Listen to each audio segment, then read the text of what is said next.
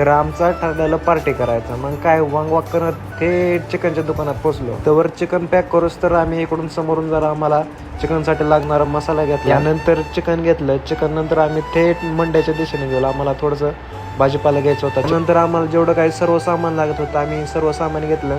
असं छान एक असं लोकेशन हुडकत गेलो आम्ही. आम्हाला तसंच छानपैकी एक लोकेशन गवलं असं मस्तपैकी एकदम निसर्ग वातावरणामध्ये. त्यानंतर आम्ही बगुल्याला माती लावून घेतली, जेणेकरून की तो शिजल्यानंतर त्यावर ते काही काळे डाग पडू नये. तुम्ही बघू शकता कशा प्रकारे माती लावण्याचं काम चालू आहे.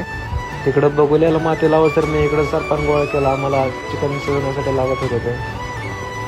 त्यानंतर कचकच कांदा कापून घेतला. कांदा कापून घेतल्यानंतर तोवर इकडं भावने तर मस्तपैकी ग्रेव्ही फिव्हीसाठी मसाला तयार केलेला. मग इकडं मसाला होस तर पाक दिसणे मी मस्तपैकी चिकन टाकलं. चिकन टाकलं असं भावने असं एकदम मस्तपैकी कडक झार असं मस्तपैकी बनवलं का नाही.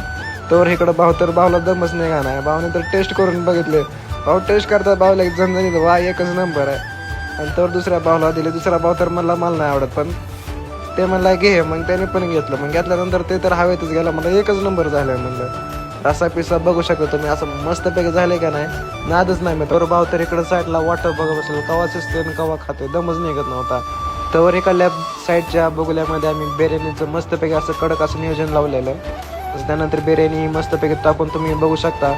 क्वालिटी क्वांटिटीचं तर नादच करायचं नाही. असं मस्तपैकी तरी फिरायला ते का नाही झणझणीत नादच नाही. इकडे चिकन शिजायच्या अगोदर शेजाराचे पाहुणे मंडळीच गोळा झालते. खूप अशी वाट बघत होते कवा शिजतंय आणि कवा खायचंय. त्यानंतर आम्ही क्वालिटी आणि क्वांटिटी बघितली चिकनची. अशी मस्तपैकी चालते का नाही झणझणीत. समजा जसं रिव्ह्यू आलता खतरनाकपैकी नादच करायला नाही. आणि तसं मी डायलॉगच मारायचं. याच जेवण झाल्यानंतर गड्यानं लावलं भांडी धुवायला आणि खेळ घ्यायला लागलो. काय गडे काय असं हवेतून नाचा राहिलं नादच करा नाही भावना. तर म्हणलं करावं गड्यांची मस्तपैकी. माझा एक मोठा असा दगड घेतला आणि टाकला त्यांच्यासमोर. पण काय पाणी उडलं ना त्याच्यामुळे मग गडी काय साईडला आली. भांडी फिंडी मस्तपैकी धुवून झालं.